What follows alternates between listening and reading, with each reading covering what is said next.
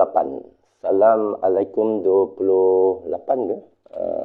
Hari Jumaat Disember 2023. Siapa akan jadi Mujadid 2024? Perlukah kita Mujadid?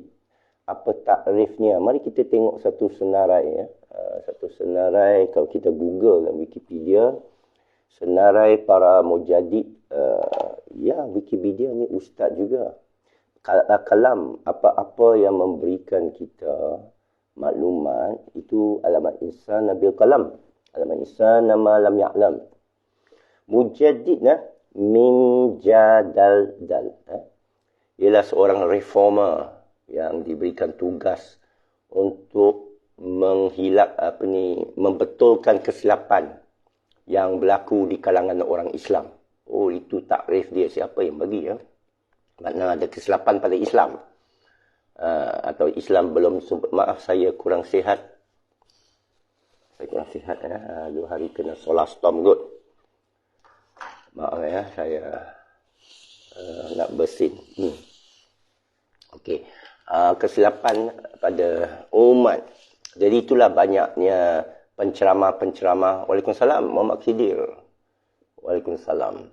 And good morning, Cawan. Sabahal khair.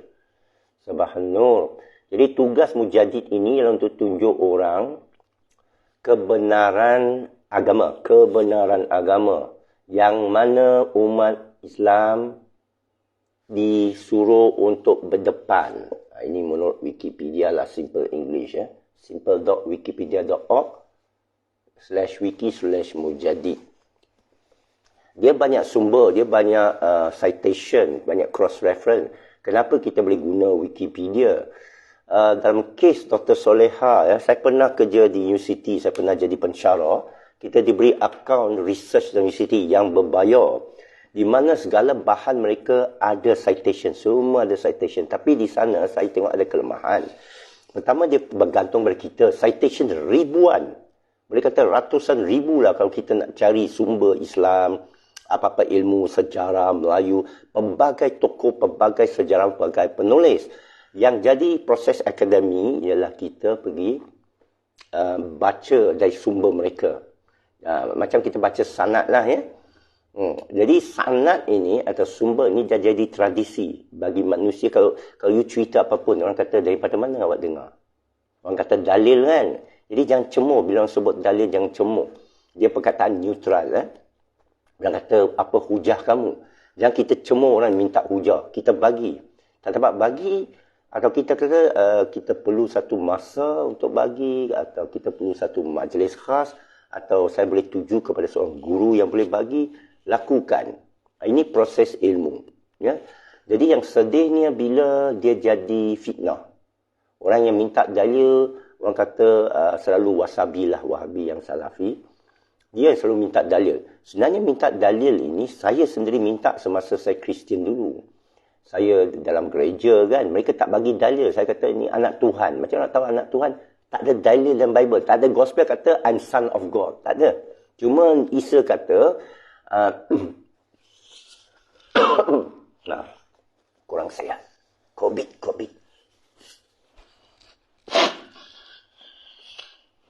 COVID, maaf. Nanti kita sambung senarai Mujadid Wikipedia. Cuma nak melencong sikit ni kerana kena betul kan. Ramai orang salah faham. Saya bila bertanya kat gereja, bukan saya setan. Saya ikhlas lah boleh cerita. Ini bagi diri saya lah, bukan saya minta orang lain percaya.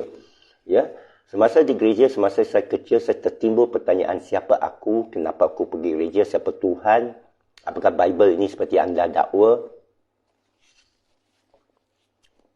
Dan semua orang anggap, padri semua anggap, kawan-kawan anggap, Kristian anggap, keluarga saya anggap, Bible adalah Word of God. Faham tak Word of God? Kalamullah. Baru ni saya post satu klip video bila saya melawat Firdaus Wong yang setiap hari Ahad akan berdakwah di Bukit Bintang.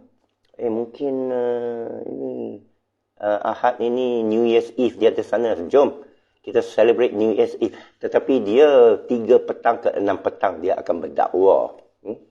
Jadi saya post itu sikit, dia tengah berceramah tentang kenapa Islam tak sampai negara China, kenapa Allah pilih tamadun Arab. Amat menarik, ada klip dia dalam TikTok. Jadi bila saya post itu, datanglah orang troll daripada bukan Islam. Datang ada yang mencemooh, ada yang kata bukan Quran saja, aku punya Hindu ada Veda, ada yang kata Bible awak tak baca dan sebagainya. Rupanya Firdaus Wong ini dah menarik, bukan kata tidak mustahil, tentu sekali sesiapa yang kalau macam Ahmad Didat mesti banyak troll daripada orang Kristian, Zakir Naik mesti ramai orang troll daripada Hindu sehingga mereka itu nak mengapakan dia kan. Jadi bagi seseorang bila kena troll macam apa atau Azhar Idrus atau Dr. Mazhar, satu tanda sihat. Yang tak sihat ialah bila tak ada orang troll langsung. Tak ada orang nak tahu pun awak ni wujud ke tidak. Awak ceramahlah seorang diri. Ya. Jadi kita baca troll tu, dan sebenarnya troll itu adalah sasaran saya. Kerana saya nak tarik orang bukan Islam. Ya. Tentu saudara sokonglah sebagai fardu kifayah. Mesti antara kita cuba cerita kepada orang bangsa lain. Sebaik-baiknya kepada orang Cina lah. Atau orang Melayu yang tahu bahasa Cina. Tak semestinya orang Cina. Kadang orang Cina ni, bahasa ni memang jiwa bangsa. Kerana sesiapa pun, bila dia, katakanlah saya pernah tengok seorang India, hidang gelap. Saya tak sebut keling lah. Ingat saya tak sebut keling. Jangan kutuk saya. Jadi, seorang India yang saya bantu, kes Kanaparan, kes Mary Ann. You ni muda-muda tak tahu, you boleh Google Mary Ann Kanaparan. Saya bantu, tak ada orang nak bantu dia. Kalangan orang kita tak nak bantu kerana warna, ini yang sedih ni. Tapi, saya dapat tahulah prejudis. Ini hidup yang lama saya ni, Apek ni, saya tahu banyak prejudis. Dan saya sampaikan ini nak cuba betulkan. Ini mujadid lah. Tapi itu betulkan Islam. Saya nak cuba betulkan psikologi, sosioekonomi, politik, budaya orang kita. Vis-a-vis terhadap satu sama lain. Satu kaum sama satu kaum. Ya, saya tak sebut Melayu. Tadi saya tak sebut keling, penting saya tak sebut Melayu.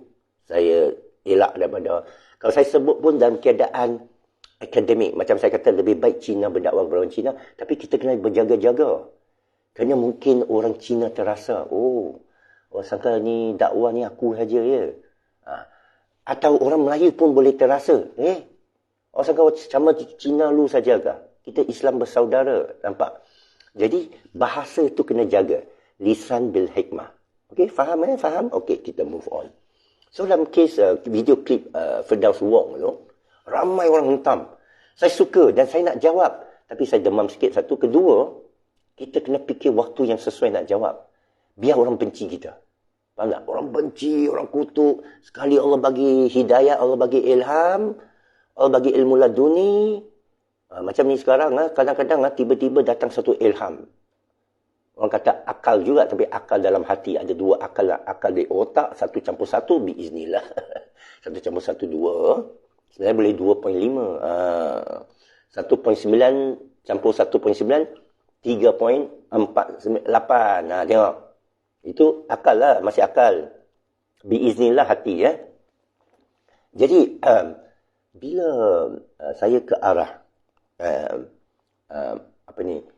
nak fikir satu, kalau memohon hidayah Allah, memang saya memohon hidayah Allah, saya cakap. Kadang-kadang kita nak jawab, kalau hati kita, Allah bagi dalam hati kita. Ini dalam surah Asy-Syams. Ini dalam hadis Imam Nawawi. Bahawa hati ni antara perhubungan dengan Allah. Orang kata tasawuf ke, hakikat ke, tarikat ke, saya suka buang semua istilah tu. Let's throw out. Kerana nanti orang India cakap, ini Nirvana, ini Veda, ini Satori, kalau Jepun Zen, ini Satori, ini Quran. Saya baca semua tu. Tak guna kita tenggelam dalam istilah ni sekarang mujadid. Saya baca semua senarai mujadid tu, tak ada ahli sains. Saya baca sikit ya. Maaf saya lompat sini sana kerana banyak isu ni. Dia kata reformer, renovator, reviver, renewer, regenerator. Yang itu sebab Imam Al-Ghazali ada dalam senarai. Imam Ghazali. Okey, abad pertama Hasan Al-Basri kita kenal, famous. Dia orang tasawuf, sufi, dia anggap salah silah tarikat saya pun daripada Allah wa Jibril wa Muhammad SAW wa Ali Abi Talib karamallahu wajhahu wa Hasan Al-Basri radhiyallahu an. Abad pertama. Dia lahir 21 Hijrah. Bermakna 21 Hijrah. Nabi dah meninggal 8 tahun. Sehingga 110 Hijrah. Iaitu 642 sehingga 728 Masehi Hasan Al-Basri. Tapi di samping dia pun disebut Umar Ibn Abdul Aziz. Umar Ibn Abdul Aziz kita kenal sebagai seorang khalifah yang masyhur. Abu Hanifah 80 Hijrah. Mazhab Abu Hanifah masyhur. Malik An-Nas itu imam mazhab saya. Imam mazhab saya tahun 93 Hijrah sehingga 179 Hijrah. Malik Ibn Nas. Okay. Second century. Idris Asy-Syafi'i. Muhammad Idris. Imam Syafi'i lah. Dan Ahmad bin Hanbal. Imam Syafi'i lahir 150 Hijrah. Dianggap mujaddid. Ahmad bin Hanbal 164 Hijrah. Ada tak ahli sains? Ada tak Ibn Sina? Ada tak Ibn Rushd? Ada tak Ibn Arabi? Saya tak jumpa tapi tak macam pun. Kita pemikiran kritis. Awak boleh tengok banyak gambar best-best ni. Saya tunjuk sikit gambar-gambar ni sekejap Tengok. Ada gambar-gambar ni. Tengok. Ramai Tengok ini ada senarai dia. Saya tunjuk lagi senarai dia. Tengok. Panjang senarai dia ni. Ada referensi. Jangan takut ada referensi Okey, kita sambung baca balik. Okey. Dengar Alright. So, menarik ni. Ahmad Ibn Hanbal, mazhab Hanbali, iaitu Saudi guna mazhab Hanbali ni. Ibn Taymiyah guna Hanbali, tapi mereka boleh keluar. Mereka boleh fleksibel. Ini bagus ni. Kenapa tak boleh fleksibel? Apakah bila seorang imam tu, bila imam masa tu dia fleksibel. Kita tengok Imam Syafi'i ada 2 call. Satu di Iraq, satu di Mesir. Ya, dia boleh berubah call. Sehingga bila Ustaz Zainul Asri, yang famous dalam ajaran tasawuf daripada utara, menyatakan mula dia mengecam vaksin sebagai berbahaya. Lepas tu dia bertukar pendirian dia, mengejutkan orang termasuk saya. Dia kata, kita boleh buat silap seperti mana Imam Syafi'i buat silap. Dia berubah call dia daripada Iraq ke Mesir. Saya kecam dia. Bukan kecam. Kena. Kita orang bawah ni, orang atas ni bila sebut makro, bila sebut makro kita sebut harus. Bila sebut haram kita sebut makro. Kerana orang atas ni berpengaruh. Suara macam saya ini tak akan dianggap. Nanti suara Imam Mahdi ke apa tauliah dia? Dia Asy-Syekhul Muhammad. Tak ada tauliah. Tauliah dia lah bicaranya.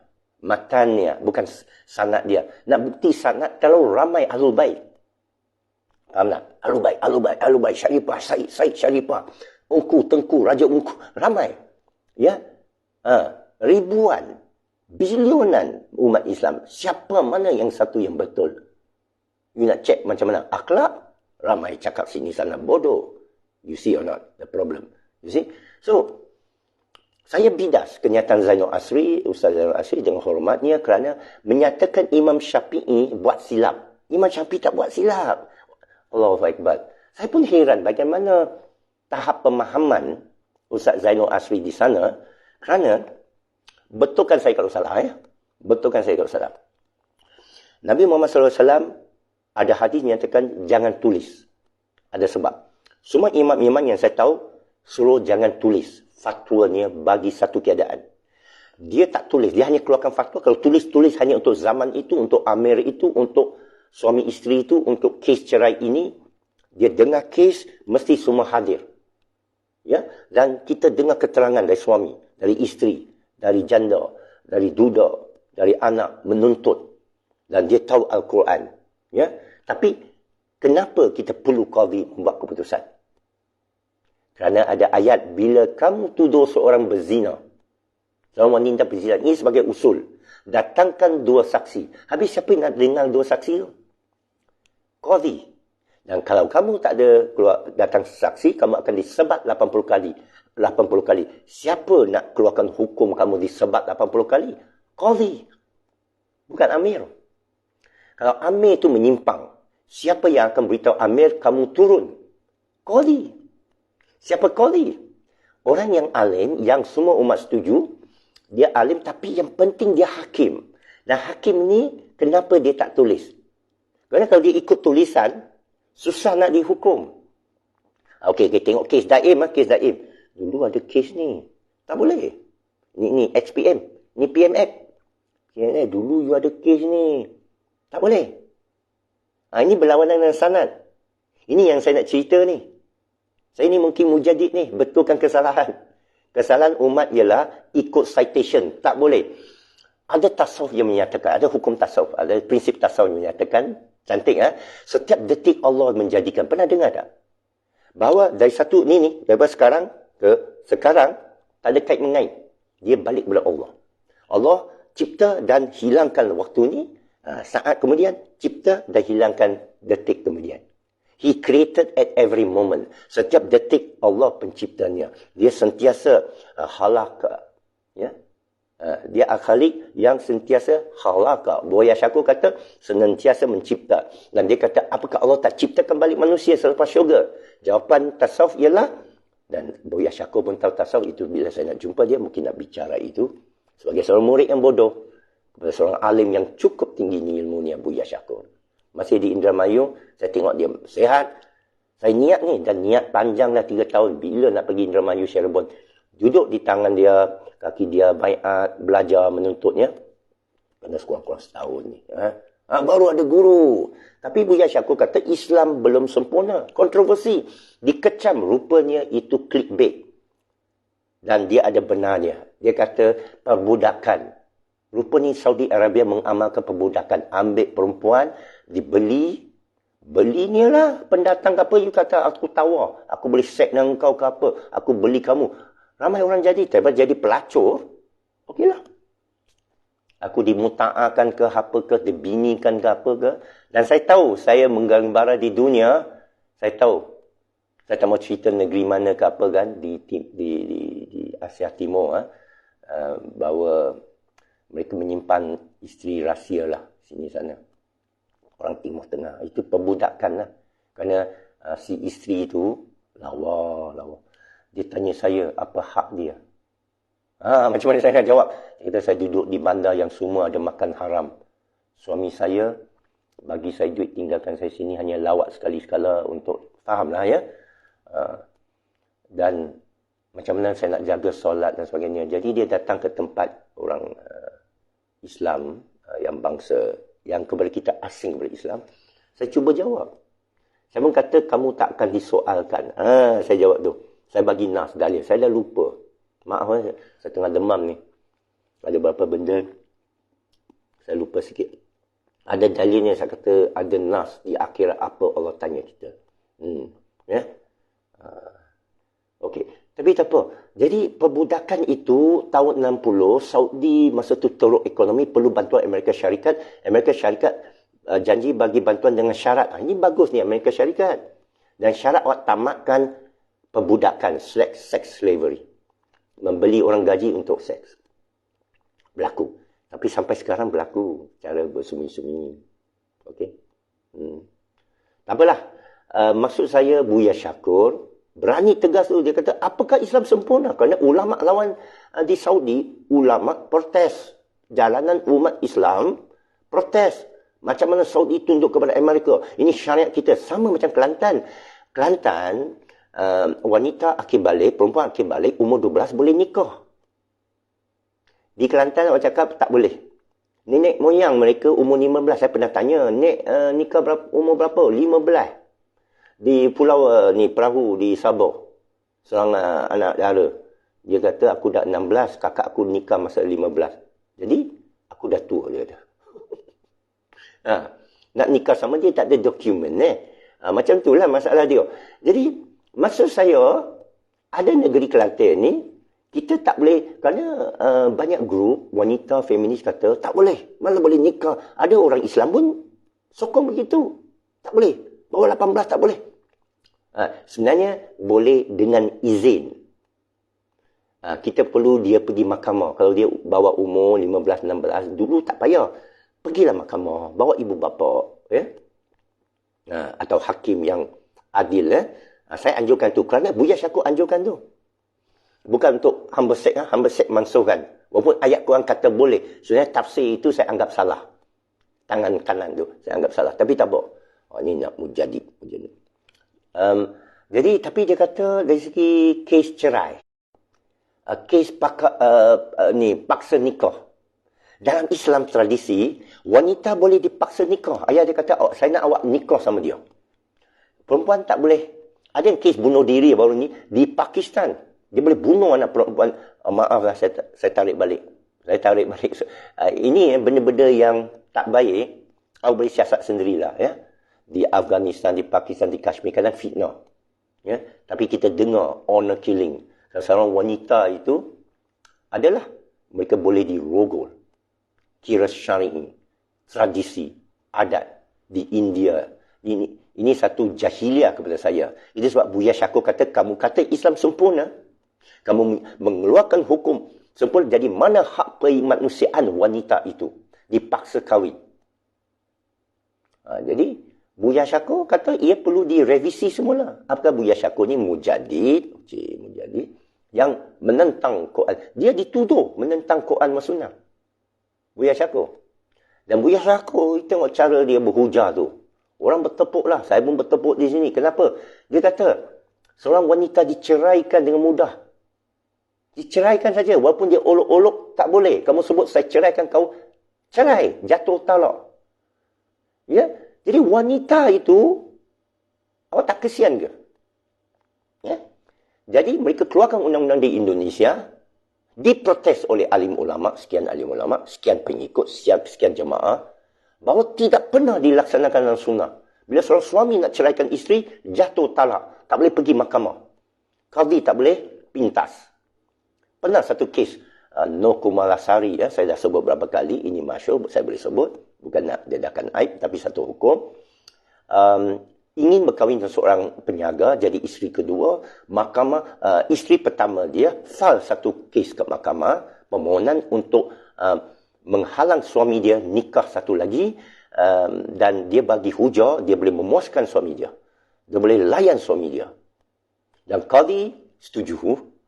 Dan qadi tidak berikan hak kepada Nur Kumalasari dengan betulkan saya kalau salah. Ini sebagai contoh saja. Kepada si B untuk nikah dengan datuk berkenaan, tapi si B itu keluar kenyataan macam mana pun kita saling bercinta, kita akan bersama.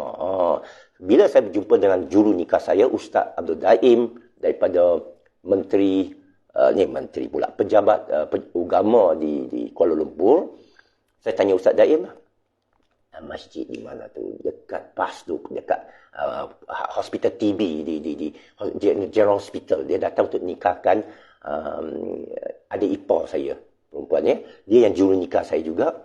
Saya sembang dengan dia, Ustaz Daim, saya nak tanya sikit. Dan kes Nur Kumalasari ini tidak dibenarkan oleh mahkamah, dan kita tahu dalam Islam kita benarkan lelaki kahwin 2, 3 atau 4, dan kenapa nak izin macam ni, dan macam mana minta izin pun ke apa ke boleh dibatalkan, faham ya? Jadi Ustaz Daim jawab cantik ini pasal ada ustaz yang kembalikan respect kita kepada dia. Ustaz Daim jawab macam mana? Dia kata ayat tu sebut jika takut berlaku adil. Saya kata ya. Jika takut berlaku adil, maka cukuplah satu. Dia hukum dia tahu. Itu merupakan, bukan dia kata, saya kata, dia cerita lain, saya takwilkan hukum. Kerana bila Allah sebut, kalau kamu takut berlaku adil, bermakna ini dari Allah.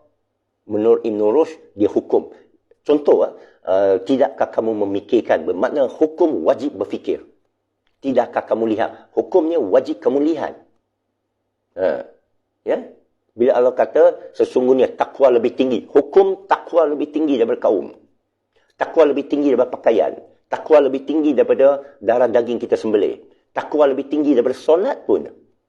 Dalam Ar-Ra'aital ladzi yukadzibu biddin. Mendustakan agama.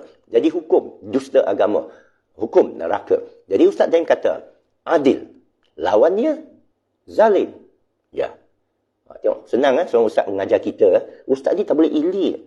Dia kata, aku saja tahu, engkau tak tahu. Hanya Allah boleh sebut. Allah pun mengajar Adam, nama segalanya. Jadi sesiapa yang gelar dia ustaz, tak boleh sombong, tak boleh besar kepala, ya. Okey. So, Ustaz Dayan kata, lawan adil, zalim. Tempat zalim, situ dia pergi. Neraka lah. Itu saya faham. Itu saya sokong. Jadi dia kata, qadi ada tanggungjawab. Ada tanggungjawab, ada saham. Oh. Bila dia dengar kes cerai, dia kena pastikan adil ke zalim. Itu yang dia tak bagi. Itu. Jadi suami itu kena selesaikan masalah dengan isteri. Kenapa kan? Tanggungjawab. Jadi saya terimalah tu. Saya kata, okey, ada hikmah tu. Dan Buya Syakur katakan, lelaki ini menzalimi wanita, saya setuju. Saya bukan pro-feminis, saya bukan liberal. Saya begini, siapa yang mengandung anak? Tolong jawab. Laki ke perempuan? Apa sumbangan lelaki? Yelah, awak cari nafkah semua. Tapi boleh ke, awak sanggup ke mengandung anak 9 bulan? Lepas tu, aidah 3 bulan. Lepas itu, jaga 2 tahun susukan anak. 3 tahun lah semua sekali. Lepas tu, dah gemuk ke dempul. Okey, lepas anak kedua. Okey, berlaku adil lah. Anak kedua. Sajalah aku jok. Ya. Tetapi maksud saya, wanita itu, dari segi, ini common sense. Tak payah cemus saya. Ini common sense. Wanita ni nilai dia dalam pasaran makin turun. Ini janda pun beritahu saya, jangan panggil dia janda. Saya kata, wanita janda ni harus saya carilah mufti mana ke. Dia kata, jangan panggil janda. Kan? Ini stigma, ini persepsi. Ini tanggapan orang awam. Faham tak? Ini tanggapan orang awam. Padahal dalam sunnah, dalam cara Nabi, dia nikah ramai janda. Contohnya, satu kes anak dara Aisyah, jadi kecoh. Tak apa, kita kena ambil semua kekecohan ni dan cuba selesaikan. Itu sebab Imam Al-Ghazali dianggap sebagai mujadid, Hujatul Islam, dia abad keberapa? Mari saya tengok. Dan dia menulis Ihya Ulumuddin, penghidupan asal-usul agama. Dan Syekh Sufi saya kritik Imam Al-Ghazali. Dia kata, ini revisionis. Syekh Sufi saya tak suka reformkan agama. Dia sebut reformkan budaya. Ini Syekh Sufi saya. Syekh Sufi saya orang England. Lebih moden. Tetapi dia fundamentalis dalam bab ini. Ini luas ni. Perbincangan luas. Tapi kita tengok Imam Ghazali abad keberapa?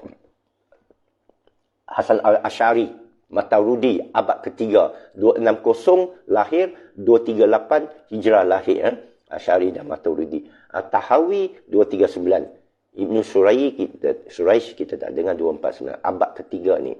Tadi Idris Syafi'i dan Ibnu Hanbal abad kedua. 150 lahir Syafi'i, 164 hijrah lahir Ahmad Hanbal selepas hijrah ke Madinah, Yathrib. Abad keempat Abu Bakar Bakilani kita tak dengar, kita boleh cek. Ibnu Fura, Abdul Hakim Nishapuri, ini India ni, Abdul Hamid Al-Isfaraini. Saya rasa ada bias sikit. Tadi saya baca senarai nama, rasa macam ada orang tarikat masuk campur. Tapi tak apa. Nama-nama tu lebih daripada tarikat. Saya bagi satu nama.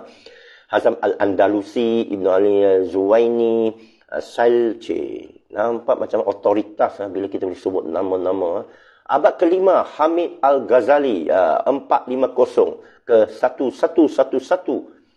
Bukan. Dia meninggal 111 tahun Masehi. Senang ingat dia. 1058 Masehi ke 111 Masehi. Dia hijrah 450 hijrah ke 505 hijrah. Dia meninggal dunia usia 55. Ya. Imam Al-Ghazali. Baik. Abdul Hamid Al-Ghazali namanya. Namanya Muhammad bin Muhammad. Okey. Dan dia buat Ihya Ulumuddin. Syekh Sufi saya kata, sebaik-baik umat ialah Madinah. Ini hujah Syekh Sufi saya. Kembali kepada Madinah Munawwarah. Kembali kepada Imam Malik Al-Muwatta. Muamalah 40 sahabat sekurang-kurangnya. Jadi dari sana kita belajar bahawa dinar tak boleh letak bawah meja. Saya baca dalam Al-Muwatta, bermakna dinar tak boleh. Bermakna spekulasi wang tak boleh. Benda ni mesti nyata. Kalau tidak, dia hutang. Boleh. Tapi istiah hutang. Kalau kamu main saham, istiah hutang. Aku untung ni. Tak. Awak hutang untung. Nampak cantiknya Islam. Jadi Syekh Sufi saya kata, Madinah sudah dideklarasi antum khairtu ummah. Ayat satu tu. Antum khairtu ummah. Jadi selepas itu semua umat mesti berdasarkan al-muwatta'. Imam Ghazali ada tak berdasarkan itu? Kalau tidak, ada problem. Kepada saya lah, saya lembutkan sikit fatwa Syekh Sufi saya. Menidakkan. Syekh Sufi saya menidakkan berapa orang. Saya sebut yang penting lah. Satu ialah Imam Ghazali kerana Ihya Ulumuddinnya, konotasinya ialah bahawa agama perlu baharui. Saya percaya dia akan menidakkan Buya Syakur juga. Kerana kata Islam tak sempurna. Dia tak faham tentang perbudakan. Contohlah, ini saja, ini untuk diskusi saja, untuk mental exercise. Dan seorang yang Syekh Sufi depan saya di Cape Town, dia menidakkan ialah Profesor Ismail Faruqi yang menyatakan ada dua hakikat dalam alam ni. Dua realiti. Satu al-khaliq, satu al-makhluk. Kepada ilmu tasawuf, tidak ada. Dia wahdatul wujud. Ibn Arabi. Dan Ibn Arabi saya tak nampak. Ibn Arabi, saya cek semula. Ibn Battuta. Ibn Battuta tu mujadid. Dia musafir. Macam apa? Abad ke-7. Ibn Battuta 703 Hijrah sampai 779 Hijrah. Okey. Ibn Khaldun 732 Hijrah. Siapa lagi? Jalaluddin As-Suyuti 849 yang tafsir yang masyhur. Suyuti 849 Hijrah. 10 Hijrah Syamsuddin Ar-Ramli, pernah dengar tu? Ahmad Sri Hindi, ni India, Sri Hindi India, tak dengar. 11 century tengok Aurangzeb. Aurangzeb ni India, Mughal Empire. Al-Alawi, Al-Alawi yang saya tahu ini tarikat Alawi, Dehlawi, Waliyullah, tengok Shah Waliyullah. Ini saya rasa ada bias lah, walaupun saya kaji tarikat. Kalau bias saya cakap, Imam Ahmad Raza, 30th century. Muhammad Abduh, Said Nursi. Muhammad Abduh juga dikecam oleh Syekh Sufi saya sebagai pro-Syiah. Pro-Syiah. Muhammad Abduh, Jauddin Al-Afghani, dia kata bukan Afghani. Dan Hasan Al-Banna belajar Ikhwan. Syekh Sufi saya tak suka Ikhwan ni kerana dia kata tak boleh begini. Dia tak suka kelab. Gitu Saya anggap Syekh Sufi saya mujadid lah. Tapi itu pendapat saya. Ibn Taymiyah, kontroversi. 661 Hijrah. Ibn Taymiyah yang diikuti oleh Wasabi, kalau tak silap saya, 661 Hijrah. Tapi Ibn Taymiyah nak betulkan balik kerana banyak khurafat berlaku. Di kubur-kubur, orang buat macam-macam. Keramat dan sebagainya. Itu saya setujulah. Saya setuju dan tak setuju juga kerana saya pernah pergi majlis-majlis ini kat kubur. Cara kita orang Sufi pergi kubur-kubur tu bukan memuja. Tapi adalah. Tapi tak ada. Saya tahu yang memuja tu. Saya tahu memuja ni. Kita kena hadir sendiri. Macam di Afrika Selatan, di Cape Town, banyak kubur-kubur wali ini. Lebih kurang, adalah 6-7 ke. Antaranya Said, Said nama apa? Masyur ni, daripada Makassar. Baik. Jadi, tidak ada Ibn Arabi, tidak ada Ibn Rushd yang membuka. Ibn Rushd sebenarnya abad ke-11. Dia bukan 11. Dia dalam abad Imam Ghazali. Dia abad Imam Ghazali tadi tu. Jadi, abad ke-5 Hijrah tidak disebut Ibn Rushd. Kerana Ibn Rushd mungkin tak ada kesan kepada orang Islam. Dia kesan kepada orang Eropah. Dia membuka orang Eropah. Okey. So, ada soalan tanya. Sekarang kita tanya ni menjelang 2024. Jadi, banyak grup ini saya dah nasihati jangan ikut kerana jadi kos melepas. Banyak orang dia ikut grup ini, dia tak ikut grup tadabbur Quran sebenarnya. Ustaz Mu'in saya nak tanya, berapa jam kamu ikut Ustaz Mu'in termasuk saya? Dr. Hani Achan, berapa jam kamu? Ya, dia dalam bahasa Inggeris tapi Ustaz Mu'in dalam bahasa Melayu. Buya Syakur, orang yang mengajar ikut epistemologi. Zainul Asri, okey, saya faham dia ikut kitab. Ya, kepada saya tidak utama. Kerana tadabbur Quran paling utama. Kalau kita dah lengkap, bukan kata lengkap, dah ada rapat seberapa banyak ayat Al-Quran, kita pergi kitab lain, okey. Saya dahulukan Al-Quran. Di samping tidak menidakkan lain-lain kitab. Ustaz Azhar Idrus contohnya. Banyak kitab fikah dan sebagainya, tapi tadabbur Quran. Sama macam Ahmad Rozaimi, Ahmad Rozaimi ke apa? Yang tauhid lah. Itu diutamakan. Antaranya sifat 20 diajar, antara benda penting. Kerana bagi saya, alhamdulillah saya dah selesai. InsyaAllah selesai. Atau alhamdulillah, atau la haula wala quwata illa billah, seberapa yang boleh saya faham tentang syirik ini. Ada beberapa ayat tertentu, la ilaha illallah wa daula syarikalah lahul mulk, yang saya ambil sebagai hukum pokok cara salaf bertauhid. Tidak ada sekutu bagi Allah. Tak ada siapa boleh bagi kamu susah, tak ada siapa boleh bagi kamu rezeki melainkan Allah. Tak ada siapa kamu minta pertolongan, iyyaka na'budu wa iyyaka nasta'in. Tak ada siapa kamu minta hidayat, ya. Ihdinas siratal mustaqim. Jadi ini tauhid saya, tapi bagi ramai umat dia tak clear tauhid dia. Dia kena pergilah Ahmad Rozami, apa ni yang ustaz tu lah yang di Lenging apa. Tapi kepada saya tak perlu. Ayat-ayat yang saya sebut tadi dah cukup. Kepada saya iman ini tak boleh dikuatkan. Saya ulangi ya, iman tak boleh dikuatkan dengan sendiri, tak boleh dikuatkan dengan mengaji. Dia kaji pun tak boleh. Tak boleh sangat. Dia perlu didatangkan ayat. Dan Quran sebut terus. Kitab mubin. Dia kitab yang jelas. Bila didatangkan ayat kepada mereka, lalu mereka beriman. Nampak? Dia sami'na wa ta'ina. Itu sebab saya keluarkan hujah. Andrew Tate, Cat Stevens, Sinead O'Connor dan Cina Apek, bila baca Bismillahirrahmanirrahim, Islam. Alhamdulillah. Terus Islam. Itu cara iman. Iman ialah Allah banyak kali sebut dalam Quran, sila baca. Pelik Seorang Cina mualaf suruh orang Melayu mualaf pergi baca Quran. Sepatut dah atas jari kita. Sila tadabbur Quran, renung banyak ayat di mana Allah sebut keterangan kami jelas. Keterangan kami datang orang nafikan. Apa lagi keterangan kami yang kamu nak dustakan? Apa lagi tak jelas ke? Tidakkah kamu melihat bagaimana hujan turun? Kami turunkan hujan. Bila kami, malaikat sekali turunkan air hujan. Kalian nak sabitkan Allah dengan perbuatan pun boleh syirik. Betul? Ibn Arabi, ini takwil saya daripada Ibn Arabi. Jadi, sains, para malaikat ini, cahaya ke apa ke, ini kuantum fizik yang menggerakkan sunatullah.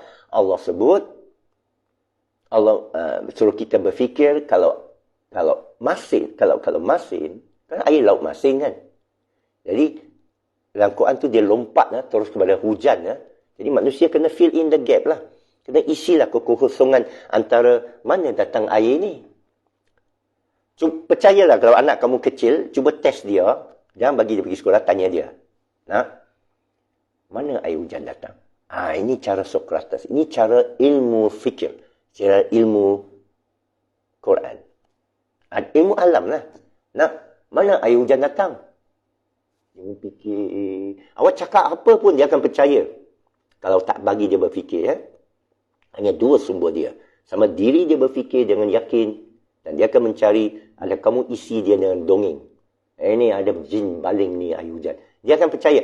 Percayalah dia akan beritahu kawan-kawan. Ayah saya cakap ada jin. Sampai besar, sampai mati. Subhanallah. Dia akan percaya. Dongeng yang kita masuk. Ini ada hantu. Dia percaya sampai mati. Ini ada penunggu. Dia percaya sampai mati. Percayalah. Saya dah test dah. Orang alim pun. Dia percaya ada penunggu. Percaya sihir. Itu sebab saya tak masuk. Walau-walau kenapa saya tak termasuk. Mungkin ibu bapa saya sibuk main mahjong. Tak ada mengajar saya tentang dongeng-dongeng ini. Awak pergi belajarlah. Ilmu saja boleh buat awak kaya. Itu dah masuk dalam kepala otak saya. Tapi saya benci. Saya tolak. Saya benci wang. Kerana wang lah porak-peranda orang keluarga saya. Ya. So, tapi wang datang juga. Allah bagilah ilmu. Allah bagi. Walaupun saya tak ada sijil pada awalnya. Saya tak payah guna sijil dalam projek-projek saya. Tak apa. Itu bidang lain yang saya boleh ajar. Dengan gratis percuma kalau ada anak murid yang soleh atau soleha.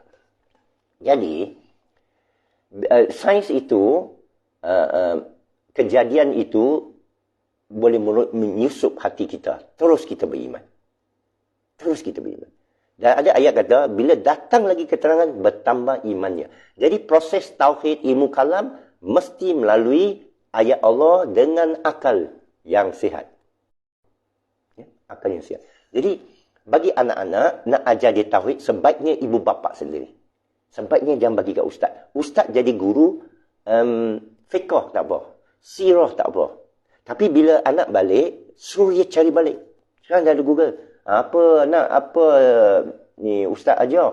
Oh, ustaz ajar tentang Khawarij. Peperangan Muawiyah, As-Siffin, Al-Jamal, Aisyah dengan Ali. Tak ada pun dia ajar. Tapi alangkah baiknya kalau dia ajar begitu. Wih, dahsyatnya. Umat Islam berperang. Mana boleh umat Islam berperang? Anak tu pun fikir, ya tak ya juga. Cuba cek. Bila dia cek, anak itu akan bijak. Percayalah, dia akan jadi ahli sejarawan yang setimpal dengan Dr. Soleha. Ya. Ini masalahnya. Kita serah kat sekolah, serah kat tahfiz yang menyeksa pemikiran dia, yang menutup pemikiran dia. Awak jangan berfikir lagi. Awak hafal. Ustaz cakap apa? Amal ini, baca ini. 30 Yasin setiap Jumaat. Dia membaca. Saya ada hadis masa mereka baca. Ustaz tu tak suka saya kerana saya marah. Saya marah murid depan ustaz di sebuah tahfiz. Ini ke ilmu? Saya kata. Bukankah ilmu Allah luas di luar sana? Sehingga krisis lah. Ini saya beritahu lah. Boleh catat dalam sejarah hidup saya.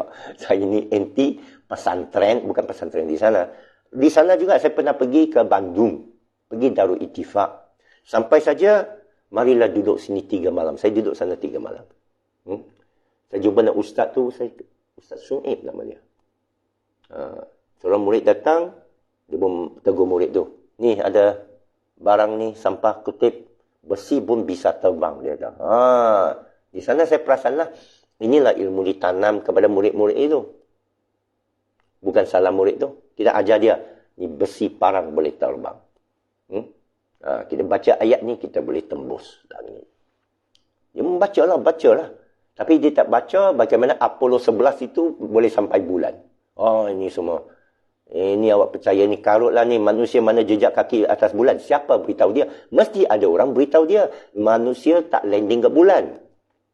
Saya, orang kata, dulu kita percaya. Dulu kita tak kaji mendalam. Akhirnya, bila saya dengar yang teori-teori ini, saya terpercaya selama 2-3 tahun. Sejak pandemik, mulalah konspirasi semua. Bahawa man did not land on the moon. Manusia tak sampai bulan kerana 3 sebab. Ya, Alan Bell, tapi ini benda kecil lah. Teknologi tak sampai, tapi yang utama teknologi tak sampai tahap tu. Okay?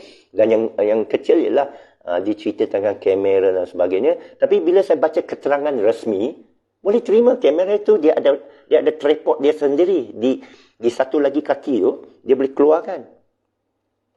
Neil Armstrong yang keluarkan sebelum dia turun. Supaya dia nak rakam diri dia turun lah. Kan kita semua boleh buat selfie. Sampai-sampai saja tempat kejadian buat selfie. Nak jumpa saja kita membuat rakaman. Orang nak pergi bulan belanja berbilion tak nak buat rakaman ke? Memang dah standby. Cuma India tak dapat, dia buatlah simulasi. Semua ada explanation. Tapi bila otak dah tertutup, payah. Malapetaka paling besar, kegelapan paling besar ialah di sini. Dengan satu ayat pendek, saya sudah tahu. Itu salah. Kerana ayat Allah, ini a'lamu ma la ta'lamun. Aku tahu apa kamu tak tahu. Kita mesti bersihkan mangkuk kita daripada ilmu yang ada. Kerana nak belajar lagi. Unlearn and relearn. Itulah umat yang akan naik besok. Tapi tunggu mujadid. Kamulah mujadid. Kamulah mengubah diri anda. Ya. Sekian. Assalamualaikum warahmatullahi wabarakatuh.